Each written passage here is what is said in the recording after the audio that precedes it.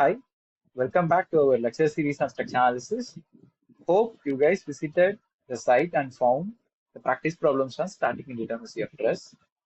We will upload the solutions to those questions in a week's time. This lecture is a continuation to indeterminacy of structures, wherein we will understand the redundancy and instability of beams. Let's begin the session. We already defined static indeterminacy as the number of unknown forces in excess of available static equilibrium equations. The same applies to beams. However, the difference here is twofold relative to trusses. First difference is loads on a beam are predominantly transverse, and hence the equilibrium equation sigma fx equal to 0 is irrelevant here when it applies to beams. Therefore, only two remaining conditions such as sigma fy equal to 0 and sigma mg equal to 0 are applicable to a beam. Second difference is we earlier categorized the indeterminacy as external and internal for trusses, but when it comes to beams, if we know all reactions, then we can directly determine the unknown internal stress resultants such as bending moment and shear force. Therefore, we don't say anything like internal indeterminacy. In a beam, what are the unknowns? The unknowns are reactions, shear forces, and bending moments.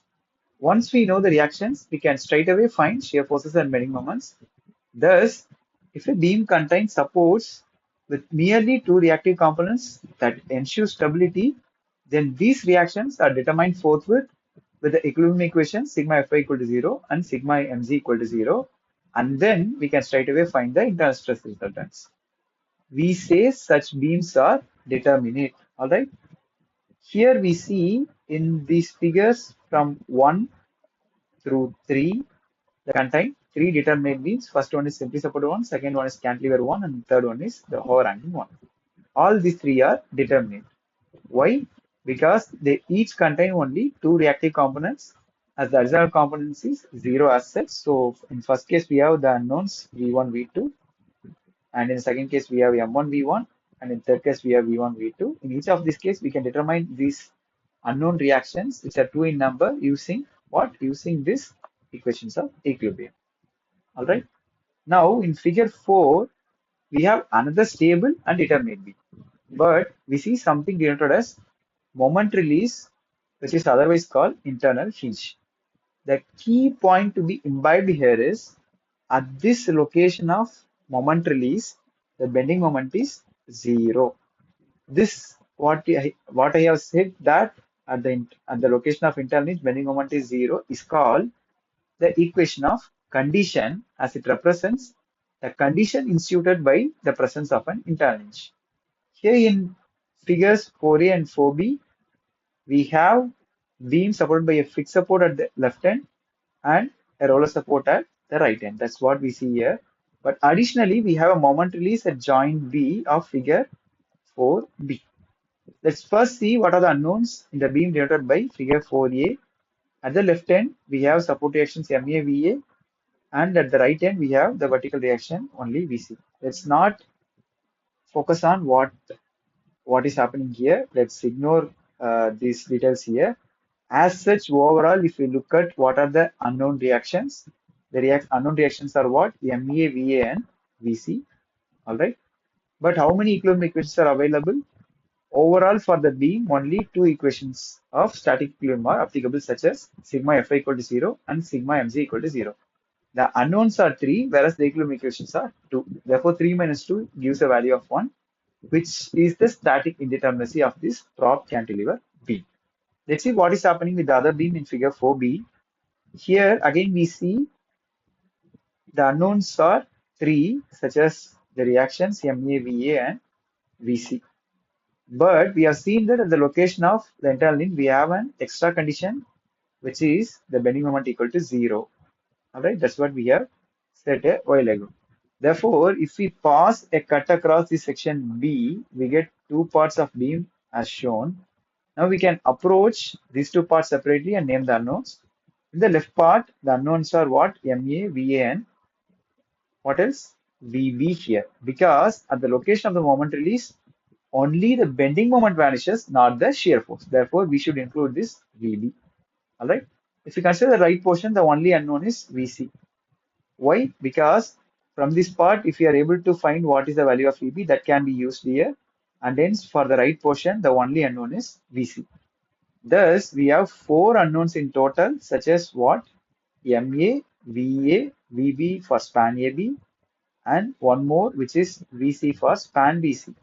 Thus, in total, we have four unknowns, and we have how many equilibrium equations? We have four. Okay, how? Because for the equilibrium of the entire beam, the individual parts must also be in static equilibrium. This implies that we can impose the equilibrium equation sigma F equal to 0 and sigma mg equal to 0 for these two portions of beam independently. Okay, therefore, we get two equations of equilibrium for span AB, all right, and then two equations for span BC, thus making it how many? Four in total. Hence, we see that in this case, the number of equations and the number of unknowns are equal. Hence, this renders this particular beam determinate. All right. And this is stable as well.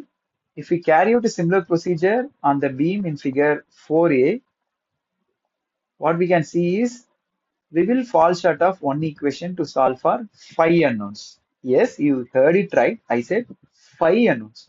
Why? Because when we make a cut at this location B in a way similar to what we did earlier for the beam in figure 4b, we have a bending moment at B which is non-zero, right? Because in this other figure, what we have discussed a while ago, what we have said is the bending moment here at this location B vanishes because of the presence of an internal hinge. However, in a regular beam which doesn't contain any such internal release, the bending moment is non-zero. Therefore, we have four equilibrium equations here again, but the number of unknowns is how many? Five, which makes this be indeterminate by degree 1. Alright, the unknowns are MA, VA, VB, MB for this span AB, and when it comes to this other span BC, the only unknown there is BC. So totally there are five unknowns, whereas we have how many equations? Four equations of equilibrium. We can analyze in this fashion also, and hence we can say that the static indeterminacy in this case is what? 1. Therefore, we say finally this prop cantilever beam is statically indeterminate by degree 1, whereas the beam prop cantilever beam which contains internal hinge is stable as well as determinate. Another point to comprehend here is how to find the number of indeterminacy. Anyway, that's what we are talking about in the process of explaining all this. But just I will brief the procedure. All right. The way is simple. Count the number of reactions, which I call NR, deduct 2 from it. Why? To account for the number of equilibrium equations available for the whole beam. This gives us the degree of indeterminacy if there is no release. That is, this directly gives the value of indeterminacy in the absence of any release, such as an internal hinge. If releases exist, what we need to do? We need to further subtract from this NR minus 2 the total number of equations of condition to get what? To get the static indeterminacy. Let me explain this for this figure 4b. Here, what do we need to write? We will be writing 3 minus 2 minus 1. Here, this 3 is the number of unknowns, that is unknown support reactions. 2 is the usual equilibrium equations what are available to us, and this extra one is due to the presence of this internal hinge, which gives a value of 0, which means this beam is statically determinate. All right. So that's how we need to find it. Fine. The next problem in figure 5, we are going to have a shear release instead of the internal hinge what we have seen a while ago at the joint B, all right, of the prop cantilever beam. We proceed as we did for the earlier problem by cutting across the beam at this location of shear release. Again, we get two portions. However, what we are going to do is we are going to take the right portion first because it contains only two unknowns which can be directly solved using two equilibrium equations. By applying the equilibrium equation for vertical forces, that is sigma Fy equal to 0, we can directly determine the value of Vc. All right, that's what we see here. Then by using the equilibrium equation for moment, that is sigma mg equal to 0 about this joint B, we can find the value of md as phi. All right. Once we know these values, we can apply same steps to the left cut part of the beam. As we already know the value of MD from this part, we can use it here. Therefore, the only unknowns here are ME and V. Alright. These reactions can be computed by applying two equations of equilibrium as we did for this case. Okay, from this we can find out what are the values. Okay, we get the value of VA equal to 0 and then MA equal to 5 kN in this case.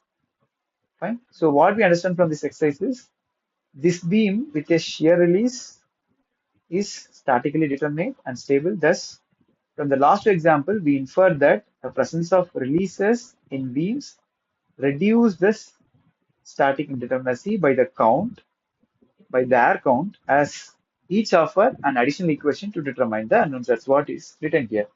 A moment of shear release offers an additional equilibrium, or I can't say additional equilibrium equation, I can just say an additional equation to solve for unknown forces.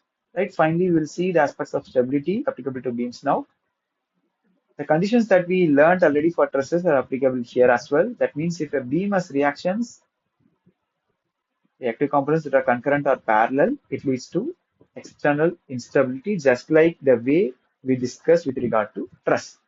Thus, we see in figures 6 and 7 two beams which are unstable due to reactions parallel in this case and then concurrent in this case respectively. I hope this doesn't require further explanation because we did see similar explanations for truss as well. But this is not the only way in which instability manifests. The other type of instability is because of excessive presence of releases in the beam. For instance, in figure 8, we see that there are two moment releases, one at this location B and the other at the location C. In this problem, the number of unknown reactions can be seen as how many? 3. Right? Here the unknown reactions are 3 because we have two unknown support reactions here and one at this location here, making it 3. The number of equations available to determine the unknowns on the other hand is how many? 4. Okay. In this case, 2 are due to the usual equilibrium equations that we know. Alright. And the remaining 2 are by virtue of moment releases at locations B and C.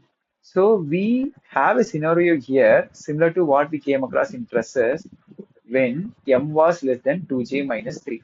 We saw in case of trusses that when M is less than 2j minus 3, it leads to internal instability. The same is what we observe here. That is, if the number of unknowns are lesser than number of equations available, then it causes instability. Okay, therefore, the beam in this figure 8 is unstable, not because of supports being parallel or concurrent, but because of excessive internal hinges. So in order to make this beam stable, what we can do is either one can introduce an additional intermediate support like this.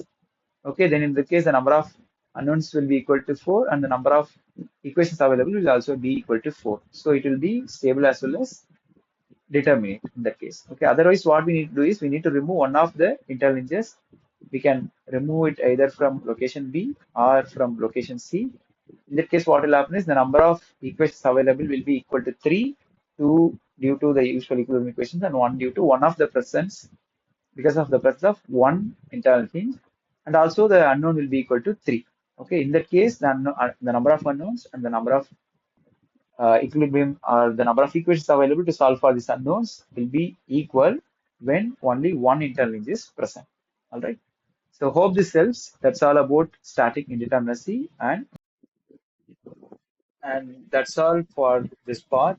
We will have another part on static indeterminacy of B. We'll meet again.